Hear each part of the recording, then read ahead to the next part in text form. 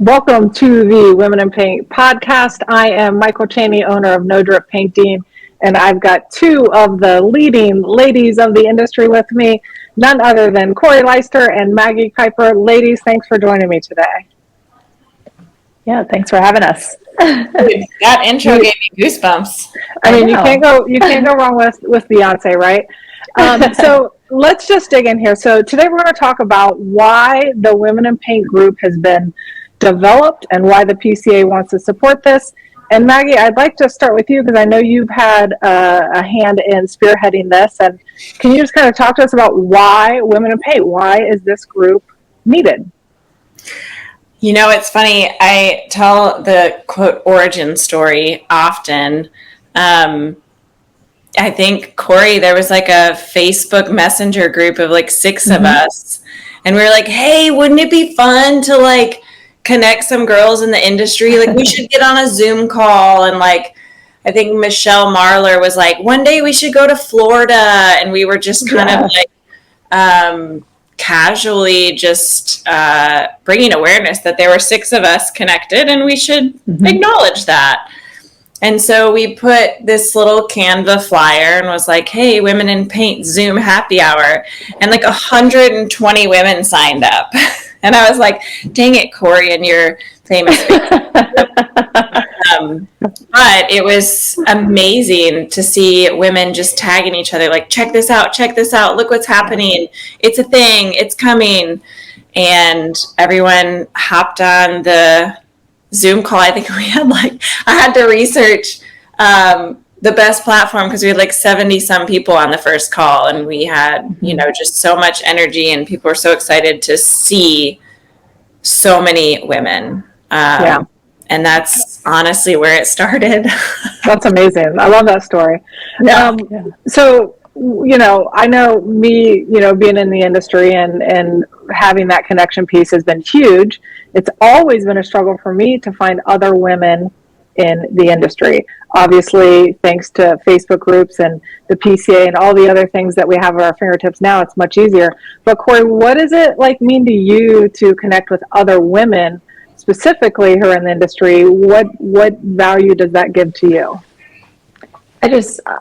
I love connection. And anytime I can connect with good people doing good things, it adds value to me, and I hope it adds value to them as well.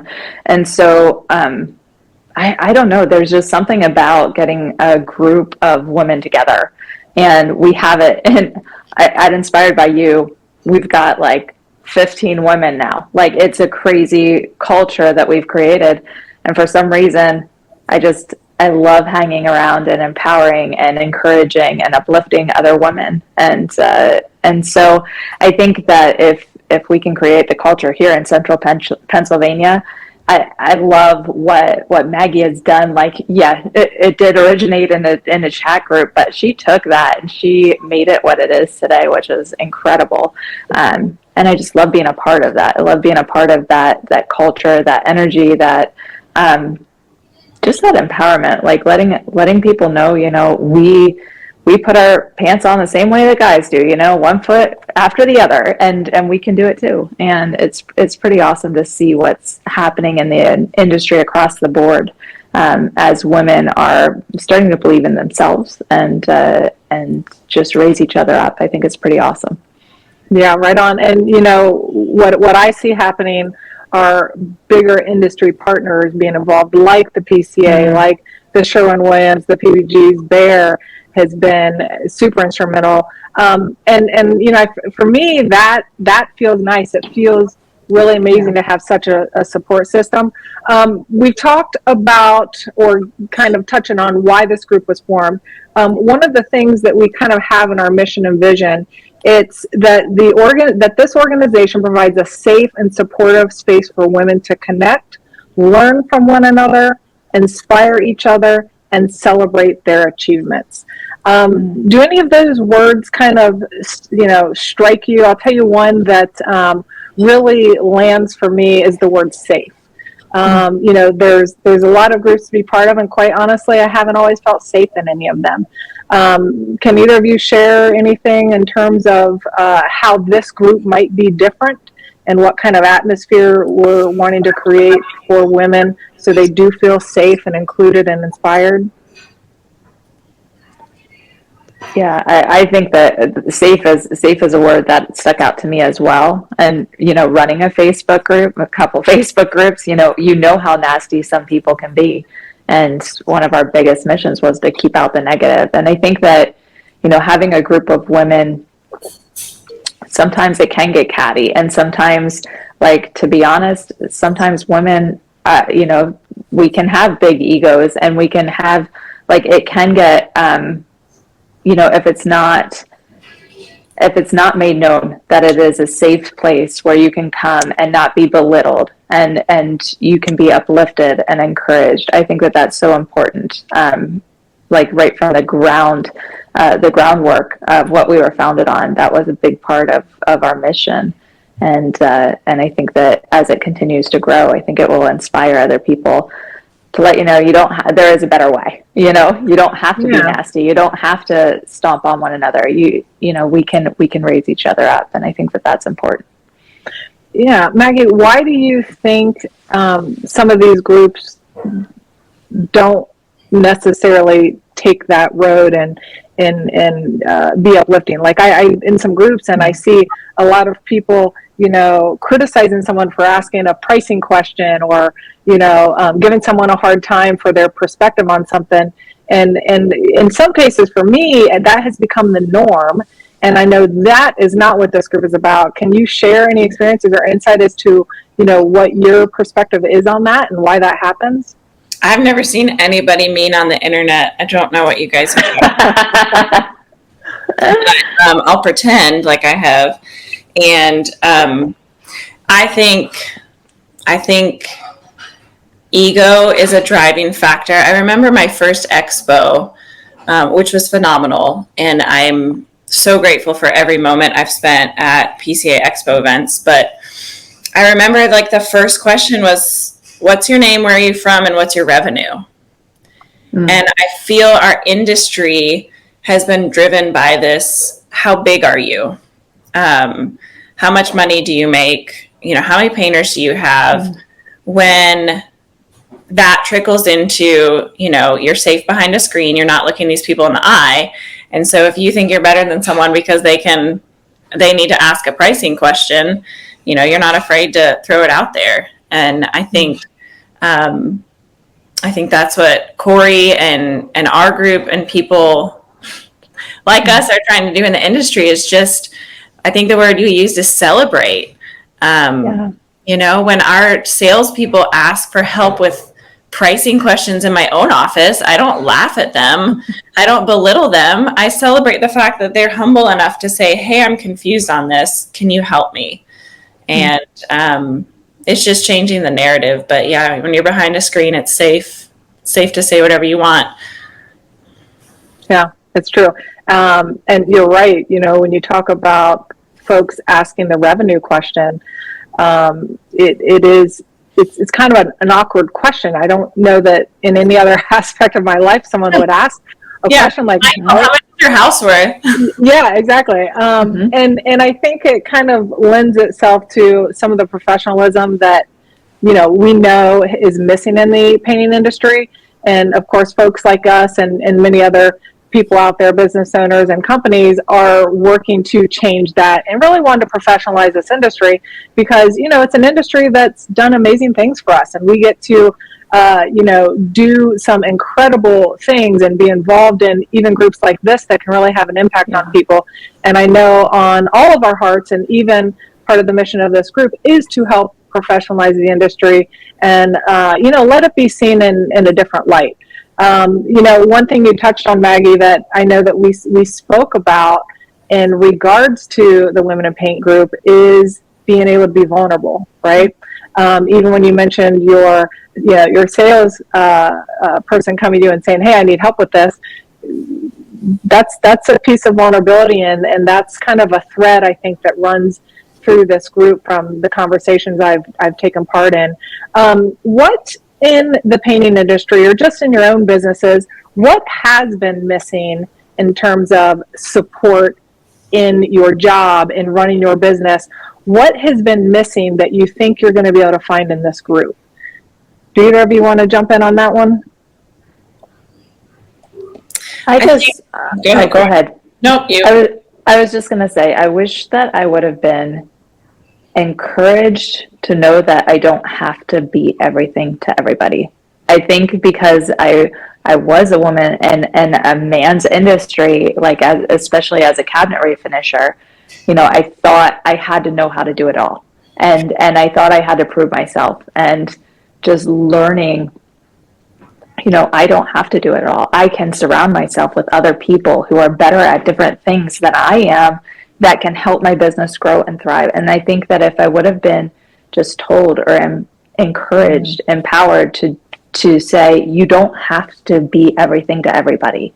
And I think as women, we try to do that. And sometimes we try to prove ourselves, or sometimes we think that we have to.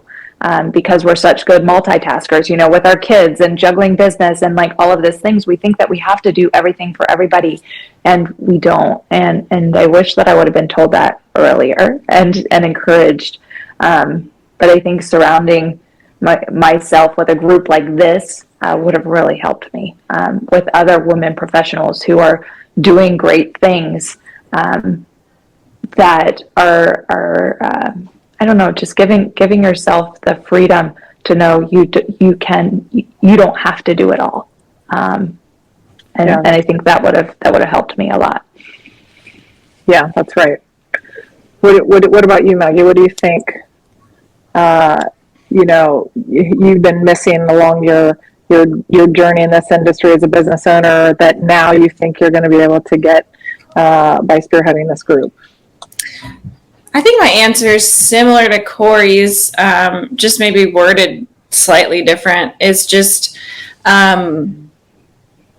we are a lot of things innately. I think that's how we were created, and that's where most women thrive. And for me, it's been a journey of not. I don't even feel like I need to be everything to everyone. I just am always everything. And watching other women struggle with that is so comforting. And maybe it'll get fixed. Maybe it'll decrease. But at the same time, if it doesn't, it's still so comforting to be around other women that are like, this is a lot.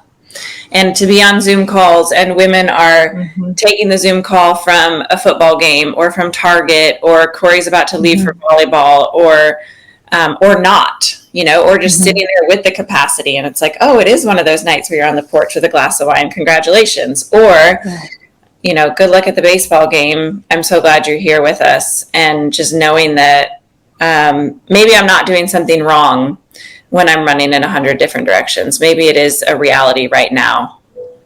Mm-hmm. Yeah, very good. Right on.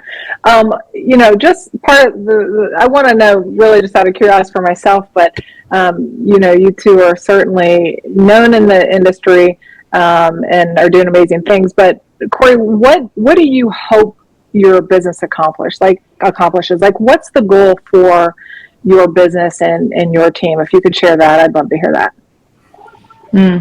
I have lots of goals. But and don't worry, you don't have to talk about revenue.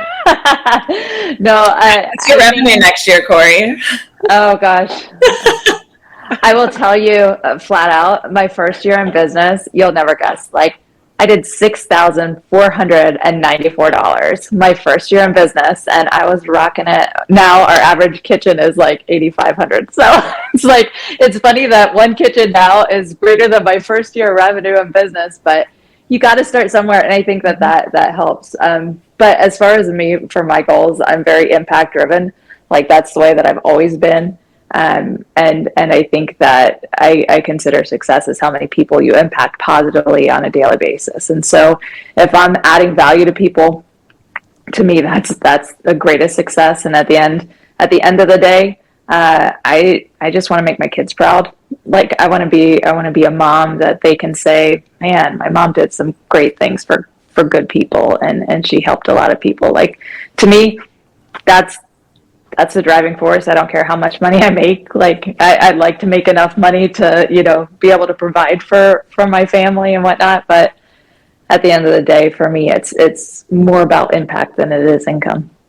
Well said. Well said. Maggie, how would you answer that question? Right now in our journey, I think I'm trying to figure out how to make this business work for our family. So we're in the thick of it. Our kids are a little bit younger than Corey's. We're running every direction with them, still raising the little one, and I just want this to be something that can sustain our family but not exhaust me, so that when I pick them up from school, I have my full self for them. And that's a combination of structure and the right employees and the right team to support the business, but it's also making sure I'm doing what is life-giving within those hours. And I've done a lot of non-life-giving things within those hours, and I saw the impact that it had on me and my kids and my husband. And now that we're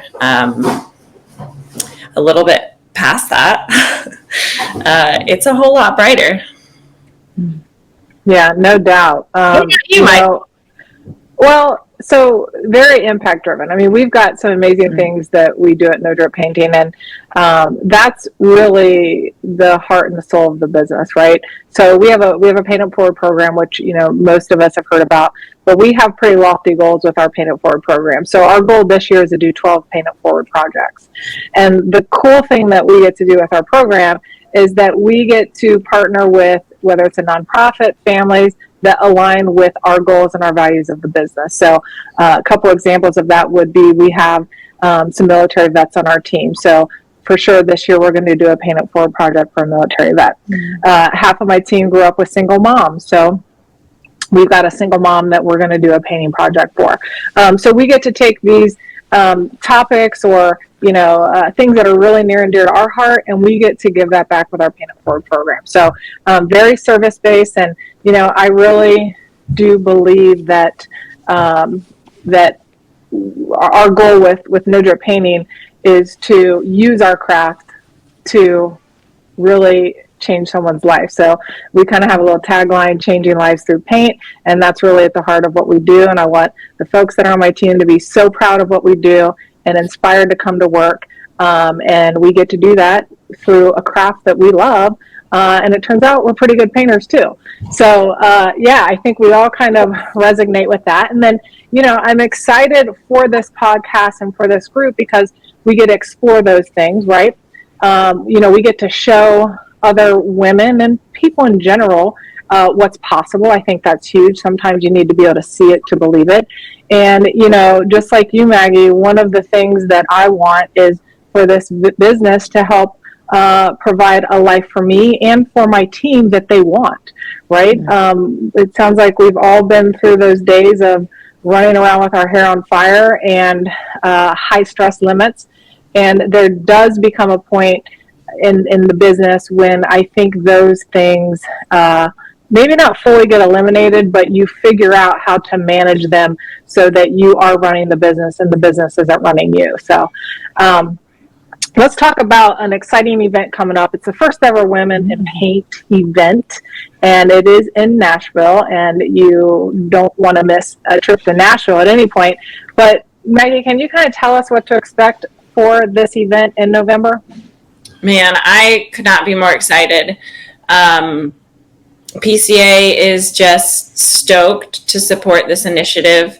This came out of a thin air Facebook conversation, and now, we've got the backing of the whole PCA team, including their sponsorship program, and I just could not be more excited. So it's a 2-day event in Nashville, November 2nd and 3rd. Is that what I told you guys? Yeah. Okay. We are at the Opryland Hotel. So if you've never been to Nashville, it's like the famous hotel next to the Opry, and it's all fancy. registration is super affordable, but we're also working very hard with our vendors to get as many sponsorships as we can, scholarships, excuse me. So, making sure that if somebody wants to attend, that they have the opportunity, so that finances are not the limiting factor. But, we've, Michael, Corey, and a group of us got together and brainstormed this event. And we basically came up with this beautiful, collection of just how can we, I think our tagline is grow fully, lead fully. And all the content surrounding this event has to do with every aspect of being a woman. So it's not just about codings. It's not just about running your business. There's going to be codings talk and there's going to be business talk, but there's also going to be talk about how to take care of yourself so you are your best self when you're in your business, how to network and surround yourself with the right people, how to build relationships with your vendors, how to create boundaries, how to, whether they're personal boundaries that are impacting your work or professional boundaries. We have just really tried to cover everything it is to be full. We have morning meditation with intention setting. So there's even just these moments of being able to breathe and relax and create some self-care. We've got, hopefully, fingers crossed, an opportunity for optional Zumba. So if you're the type of person that doesn't want to meditate and you want to go sweat and not create, so we've really thought of everything to make sure the experience shows you how to be your best self and how to lead your best way. Yeah, I love it. I can't wait. It's going to be so exciting. It's going to be a great event to be part of. So there will be more information about this event. You'll see it coming your way. We also have a Facebook group, Women in Paint. You will be able to see all the behind the scenes footage of these podcasts, as well as more event information. And it's important that I mention that we are looking for more guests, right? We want everybody to participate. I know that we all have, the philosophy of you can do more together. And this is certainly something that is a collective. And I think the more people, the more great minds involved, the better. In summary here, part of what you've envisioned with this group, Maggie, and now Corey, you're helping get it to the next level. And thankfully, I get to be a part of this as well because I absolutely love it. And this is the exact thing that is really on my heart when it comes to showing how amazing this industry really is and what this industry can do for us as women, as business owners, what it can do for our families. So I'm super excited to be part of it. I think it's just, important to mention that kind of what we're trying to do here is help each other unlock their potential and maybe even inspire other generations. We know that there's a shortage in not just the painting industry, but the trades in general. And some of that shortage can be made up by women. So I think even just giving a voice to that and letting folks know that the painting industry, there's viable careers in here. You can be a business owner. You can be successful. And in this podcast, we're going to get to highlight a lot of those stories, whether it's folks that work at corporate at Sherwin-Williams, or it's someone who has just started a business and wants to share kind of their journey. We've got a lot to look forward to. Before we wrap up, ladies, is there anything else that you would like to throw out there in terms of whether it's about the event or this group in general? Yeah. No, go ahead, Maggie. I'll say real quick because Corey, you're probably going to say something beautiful and tie a bow on this podcast. All I was going to say is to join the group, pay attention for details. Our deep initiative is to continue to just pummel all the women in the industry with opportunities, with education, with resources, whether it's business, paint, personal, relational, whatever it is. We're wanting to give you guys that platform to just jump off into the proper landing spot. That's right. Corey, it's your turn to put the nice, pretty bow on this and finish it off for us. I just wanted to say thank you. Thank you, ladies, for all that you're doing for the industry. I think that is incredible. Maggie and Michael, you guys are just amazing and inspiring, and you have done so much to elevate women across the industry, across the nation. And I love what you do. And I just thank you for your heart to help us, ladies. And, I feel like I'm just a tag along, just trying to help out where I can. And wait, Corey, I've got a really loaded question.